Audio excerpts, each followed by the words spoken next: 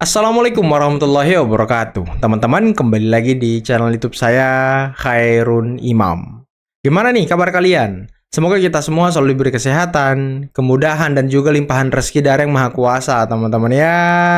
Nah, di video kali ini kita akan menyaksikan sebuah tayangan yang sangat menarik dan juga mengejutkan, di mana Roy Suryo, salah satu tersangka klaster kedua kasus ijazah Pak Jokowi, sepertinya dia sedang mengungkap ataupun membongkar seperti apa jejak rekam perkuliahan dari teman perjuangannya, yakni Ti Fauzia Tiasuma.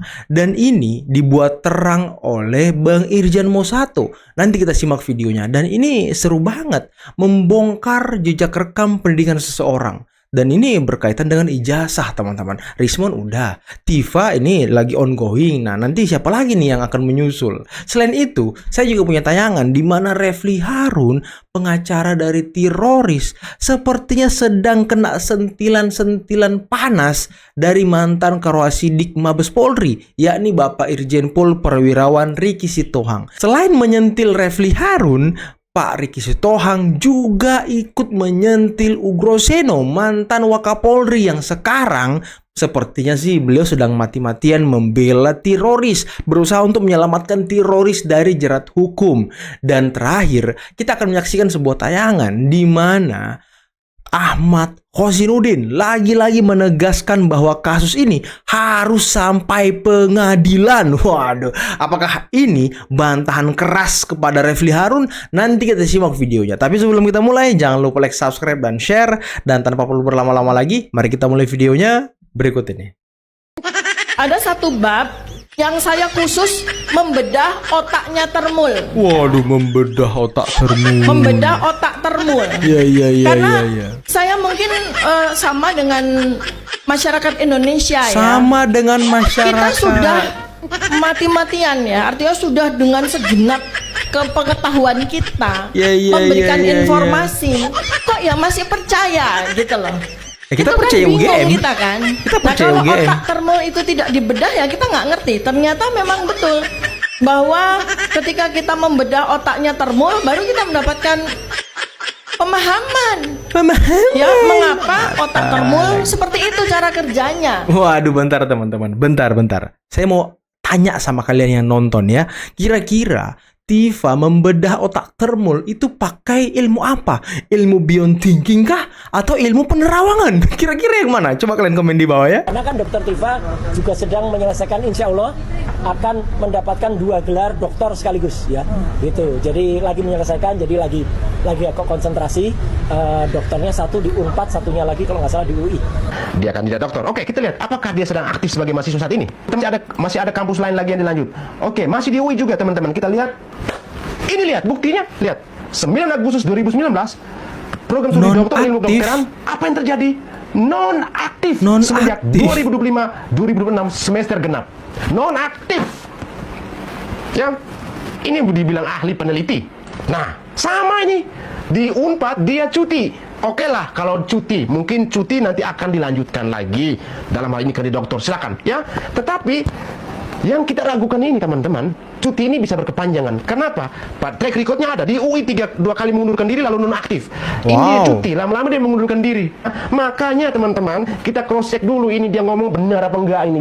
Bener apa enggak ya kan? Ingat baik-baik bahwa penetapan tersangka RJ terjadi tidak berlaku secara komprehensif. Ya. Tergantung kepada siapa-siapa yang diberikan RJ dan bagaimana mekanismenya. Jangankan Kapolri, presiden pun tidak boleh. Presiden hanya memberikan hak prerogatifnya, memberikan amnesti, abolisi, ya, gerasi pada saat itu sudah perjalanan. Mungkin bisa aja deponering dan sebagainya. Mungkin bisa aja dimenghentikan, tapi sudah di arena persidangan. Tapi perjalanan ini nggak bisa. Kenapa itu juga dihentikan? Bukan kepentingan hukum, tapi kepentingan yang lebih besar. Sudah tidak berpikir lagi masalah mekanisme hukum, bahwa kalau tidak dihentikan peristiwa ini, kita berpikir bahwa ada hal yang lebih besar akan terjadi. Atau mungkin pengamatan dari para presiden lebih jeli bahwa ini harus dihentikan. Makanya ada gerasi, abolisi, amnesti itu. Di luar daripada itu siapapun tidak boleh menghentikan penetapan tersangka tersebut. Dia Wow. datang ujuk-ujuk harus menghentikan ini. Emang siapa kamu? Siapa kamu? Di reskrim aja gak bisa menghentikan. Kabar reskrim aja gak bisa menghentikan. Apalagi kamu datang-datang ke Irwasum sana.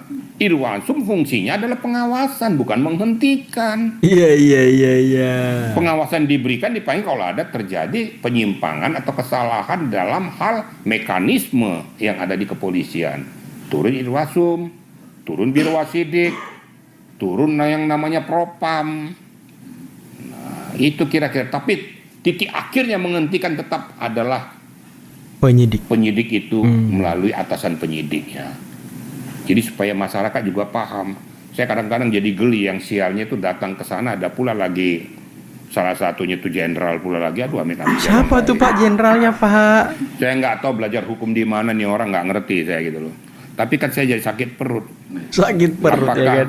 Apakah nggak mau menjaga harkat martabatnya lagi? Orang kan akan menilai semua. Oh, berarti betapa dangkalnya kau berpikir tentang masalah risalah hukum ini. Jangan gara-gara kepentingan kelompok terus kamu tuh menabiskan kadar hukummu. Itu yang sangat saya kecewakan gitu loh. Apalagi kau ajarkan tuh kepada junior-juniormu. Nah, junior-juniormu kan berbicara, Bapak ini dulu ngajarin kami gimana ya. Kok sekarang kok sudah kayak gini pula kok jadi kayak gini ya bentuknya. Untung kami tetap pada posisi kami konsisten. Nah, bagi saya pribadi sampai kapanpun, apapun dikatakan orang, demi keadilan, apapun harus saya lakukan. Ya, demi tegaknya hukum. Luruskan masalah, kemudian berikan keadilan yang berkeadilan kepada masyarakat. Jangan gara-gara kepentingan tertentu, kamu tabiskan itu. Ingat, harga dirimu jatuh gara-gara apa yang sudah kau lakukan. Wow. Masyarakat menilaimu. Tolong perhatikan baik-baik. Jangan kau menyandang kok ilmu, ada dokter, ada profesor, tapi nggak jelas. Gak jelas. Diketawain nanti gitu loh. Apalagi yang Maguchi, Kalau Pak. seandainya jadi guru besar, muridnya nanti gimana? Nanti lah bapak ngajarin saya salah mulu kalau kayak gini katanya. Wah, Kan siapa kacau tuh? dunia persilatan tuh. Siapa tuh yang pernah jadi dosen? Gitu kira-kira ya. Jadi intinya Bapak melihat dari mantan Korosidik, langkah seorang kuasa hukum dari RRT itu momennya nggak tepat atau salah langkah ya untuk ke Irwasum? Nggak tahu kalau masalah ini mereka lakukan di planet Mars mungkin berlaku. Di Tapi planet kalau Mars di ya kan? Negara Republik Indonesia, khususnya di arena kepolisian, kejaksaan, pengadilan, nggak laku ini. Nggak laku. Gitu loh. Maka saya bilang, nggak tahu kalau nanti bersidangnya di sana gitu ya, atau bersidangnya di matahari, kan kebakar semua gitu kan. Bersidangnya di matahari ya kan? Ya lucu kan. Masyarakat nanti kan ketawa. Masyarakat, ingat loh, masyarakat Indonesia walaupun bukan seorang sarjana hukum, tapi ilmu logikanya udah jalan. Ya, orang sudah cerdas loh masyarakat ini, jangan kau bodoh-bodohin lagi. Kok saya bilang kalau salah makan obat salah lagi. Terus minumnya kapan, maboknya kapan, saya juga nggak tahu juga kan. Akhirnya salah, offset semua. Pak Jokowi sendiri akan nanti kan ngomong sama pengadilan, tolong diperingan hukuman mereka. Tolong diperingan. Ada ngomong ke saya. Oke. Dan ngomong kepada teman-teman relawan juga. Itu Karena prematur, saya tidak kemacun mau. malah kan. Kalau belum disanksi Saya- benar salah kok diperingan. Jadi artinya Kecuali udah divonis minta diperingan. Oh, belum ada vonis. Nah, tunggu dulu. Jadi kan saya bilang, ini apa namanya? Bahwa beliau juga tidak suka akan kajian seperti ini. Emang nggak siap sejak awal. Kalau Udah- dia udah tidak masuk tuh barang. difitnah, ya mungkin nggak. Oke. Dia orang yang ibaratnya apa ya? Tidak pernah mau membuat suatu masalah untuk kita. Dan selalu apa orangnya tidak mau membuat masalah satu dan selalu melihat apa yang dirasakan masyarakat itu dia juga rasakan. Oke. Karena dia itu lahir bukan lahir seorang elit. Lahir dari kalangan paling bawah, menapak dia sampai atas. Dia paham betul apa yang dirasakan oleh masyarakat Indonesia. Apalagi selama dia jadi 10 tahun sebagai presiden juga. Oke. Gitu loh. Jadi tidak mau yang namanya itu ada satu anak bangsa. Tidak itu. ingin ada kegaduhan panjang. Kegaduhan panjang ini tidak mau. Oke, Bang Ahmad, pintu maaf sudah tertutup dari Dan klien Pak Jokowi. kami itu Apakah tidak- siap dengan konsekuensi tadi? Ya, dan klien kami itu tidak pernah terbesit untuk berdamai atau meminta maaf. Berarti dari kubu Bang Roy juga Ya memang tidak ada opsi. sama. Oke, dua-duanya Karena- tidak ada yang Tapi minta penghentian ya kan? Soalnya itu sekarang bukan lagi persoalan Roy ya, tapi persoalan berbangsa yang perlu ada legacy dibuktikan Berbangsa. dan selesai di masa kita. Sebab Berbangsa kalau nggak ini tuh? masih ngambang kan akan jadi warisan sejarah. Kasihan juga kan Saudara Joko Widodo nanti di dalam sejarah ditulis sejarah Indonesia ada satu presiden Joko Widodo itu dituduh ijazahnya palsu, ditulis terus kan harus titik palsu atau tidak biar bersih juga. Tapi kalau memang iya, ya memang harus juga disebut bahwa palsu sehingga apa? Fasilitas sesudahnya harus dihentikan. Kenapa? Kan konsekuensinya kan dia tidak sah, berarti tidak berhak terhadap manfaat sebagai jabatan presiden, misalkan pensiun, rumah dinas dan seterusnya begitu. Nah, klien kami itu justru menunggu ruang sidang itu karena kenapa? Selama ini di ruang sidang perdata tidak pernah bisa masuk ke pokok perkara untuk membuktikan ijazah itu. Sementara di ruang pidana kan mau tidak mau Saudara Joko Widodo melalui jaksa harus menunjukkan bukti bahwa ijazah itu asli. Karena kan orang dituduh mencemarkan karena menyebut ijazah itu palsu kan harus menunjukkan ijazahnya asli. Nah disitulah nanti diteliti oleh klien kami. Diteliti juga masih oleh ahli yang meneliti ya. Oh iya begitu. Tapi banyak yang menyoroti kasus ini seperti ini. Banyak hal urgent yang bisa dibahas daripada kasus ijazah ini. Tapi kan ini sudah masuk ke ranah pemeriksaan, Polisi, iya. tersangka gitu. Memang kurang kerjaan Jokowi bikin laporan polisi itu. Masih banyak yang Tapi urgent dulu. Abang sampai ke Sydney, Bang Roy. Ya itu kan hal yang lain, itu kan terkait Gibran. Dan saya terus terang kalau tidak dalam kapasitas saya diberi wewenang langsung, saya nggak terlalu jauh lah. Dia nggak Tapi akan terlibat kita untuk masuk ke masalah ijazah palsu ini kan ya, Jokowi ini kan. Udah banyak Kalau bukti bicara Jokowi tentang ada yang ini. urgent, ya emang kurang kerjaan Jokowi bikin laporan Jadi saya rakyatnya masih sendiri. tambahkan juga. Gimana tuh Bang? Lah, kemarin Sirin nantang-nantang ya kan. Coba Jokowi laporkan kami dengan pasal pencemaran nama baik dan kita adu bukti di pengadilan. Sekarang ngomongnya begini-begini semuanya ya kan. Tapi ya saya agak sedikit hormat lah sama Coach Zainuddin. Dia masih mau sampai kasus ini di pengadilan, nggak minta stop gitu ya kan. Aduh, bersambung ya kan, bersambung. Tanggapan saya bahwa kemudian ya persoalan ini masih bergulir ya, paling tidak kalau memang ini sudah batas waktunya berakhir, ada pelanggaran dari para penyidik atau menyalahi aturan KUHP dan KUHP baik yang baru maupun yang lama, monggo silahkan melakukan upaya hukum, baik itu Prapit melaporkan kepada Propam, kan ada jalannya semua, monggo silahkan. Baik. Kita hadapi dan kita tunggu ya. Jadi saya anggap bahwa apapun narasi, apapun pendapat hukum itu sah-sah saja. Tetapi mulai hari ini saya merasa senang karena ini adalah pemeriksaan sudah selesai dari saya. Dan semoga minggu depan ini sudah menjadi tahapan P21. Baik. Tetapi undang-undang memberikan perlindungan kepada tersangka, kemudian batas waktu P19 itu diberikan oleh undang-undang, maka penyidik Polda Metro Jaya harus bekerja keras. Kalau penyidik Polda Metro Jaya mau serius, jangan menetapkan tersangka seseorang, tetapi begitu berkas pengembalian berkas perkara dikembalikan dengan petunjuk, kemudian undang-undang sudah memberikan batas waktu 14 hari, lantas tidak dilaksanakan oleh penyidik, ya itu namanya penyidik tidak serius dong, berarti main-main dong. Iya, maksudnya kan tadi dikatakan bahwa kalau kita menjalankan 109 berarti sekarang sudah lewat waktu ya 14 hari. Berarti statusnya sekarang Mas Roy dan kliennya Bapak itu udah bukan tersangka dong ya? Kenapa batas waktu itu? Kami berharap bahwa ketika berkas ini dikembalikan ke kejaksaan, kejaksaan juga menggunakan kewenangan prapenuntutannya dengan mengembalikan berkas perkara bahwa tanpa melihat substansi loh ya.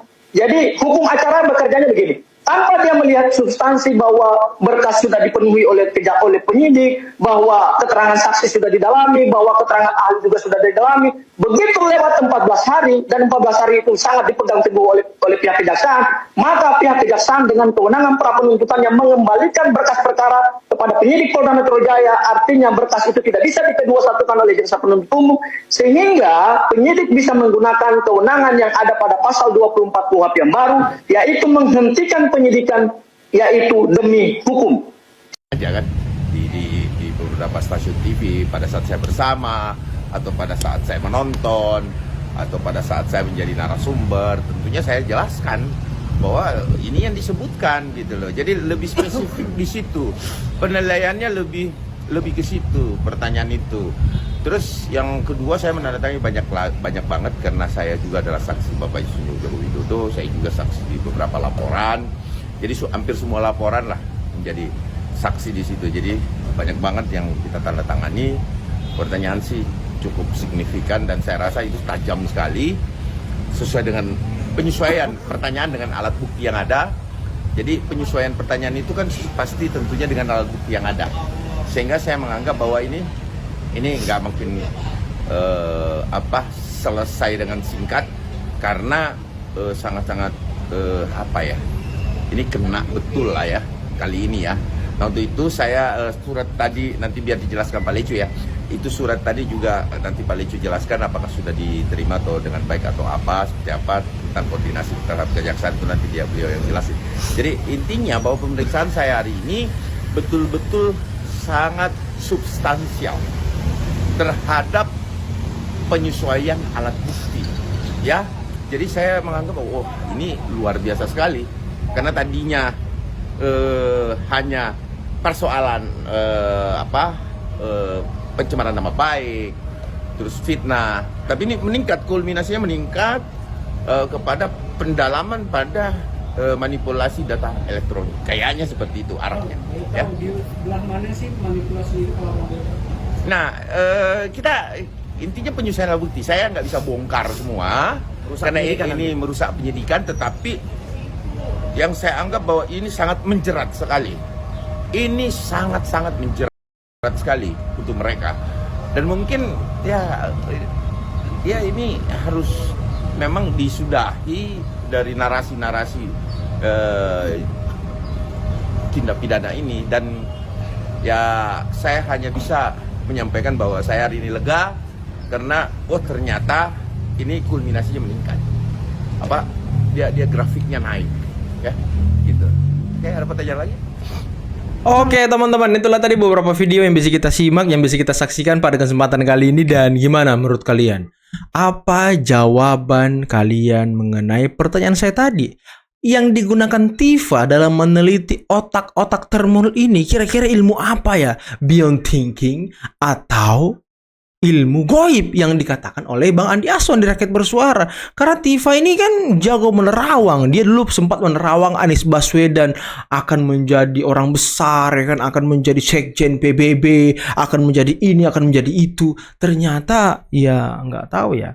Sepertinya sih saya sarankan ya, Tifa ini perlu meneliti otak dari Roy Suryo juga dan meneliti otak dari Rismond, dan mungkin bisa meneliti neuroscience gitu ya kan dari Rismond, karena dugaannya ijazah Yamaguchi itu bermasalah Tifa. Nah coba Tifa juga mungkin bisa meneliti otak dia sendiri yang selalu merasa yang selalu merasa si paling-paling lah gitu ya kan. Si paling-paling pokoknya tidak ada yang si paling kecuali Tifa ini mungkin teman-teman. Dan siapa lagi yang harus teliti ya? Coba teliti otak dari Said Didu. Nah bisa juga tuh Said Didu diteliti otaknya. Apa isi kepala Said Didu, karena selalu negatif mulu gitu yang keluar mengenai Pak Jokowi. Nggak ada yang positif-positif gitu mengenai Pak Jokowi. Dan siapa lagi ya? Otak siapa lagi kira-kira teman-teman? Kosinudin. Nah, Kosinudin. Ini penting juga Kosinudin. Kita perlu meneliti otak Kosinudin. Jadi Tifa, di lingkaran kamu ini banyak yang perlu dicek otaknya. Bener nggak otaknya itu gitu. Kok dia selalu ngeles kalau dikasih tahu? Kok dia selalu mencari cara untuk menuduh orang walaupun lembaga-lembaga negara ini sudah menyatakan asli, maupun kampus yang menyatakan itu asli ya mereka juga nggak percaya. Nah ini perlu diteliti lebih lanjut Tifa, otak-otaknya gitu ya kan. Nah selain itu teman-teman, tadi Roy Suryo sempat membongkar jejak rekam bukan penelitian tapi pendidikan dari Tifa dan dikomplitkan oleh Mosato Bang Irjan. Dan ya faktanya ada yang cuti, ada yang keluar, ada yang ini, ada yang itu. Aduh, kandidat doktor cuti. Waduh. Nah tadi pesan tegas yang disampaikan oleh Bapak Irjen Pol Purnawirawan Riki Sitohang untuk Repli Harun dan juga Ugroseno yang sepertinya salah sasaran menyurati Irwasum agar penyidikan dihentikan. Aduh, kalau katanya itu di Mars bisa saja terjadi. Kalau sidangnya di Matahari itu bisa saja terjadi. Dalam artian memang sepertinya mereka tidak bisa menghentikan penyidikan dari Roy Suryo CS, dari Irwasumnya. Dan aduh, kenapa sih mau menghentikan penyidikan? Katanya kalian punya bukti komplit, bukti konkret, bukti yang banyak gitu. Kenapa nggak tarung di pengadilan? Gentle dong, kayak Kosinudin dengan tegas mengatakan kasus ini harus sampai pengadilan, biar semua terang benderang. Karena ini kan sudah jadi persoalan publik. Orang mulai terbelah, orang mulai percaya sama mereka, orang mulai teracuni. Jadi perlu adanya penetapan hukum seperti yang diinginkan oleh Bapak Jokowi. Oke teman-teman, mungkin cukup sekian dulu video kali ini. Jangan lupa like, subscribe, dan share videonya. Akhir kata, billahi taufiq wal hidayah. Assalamualaikum warahmatullahi wabarakatuh. Bye-bye.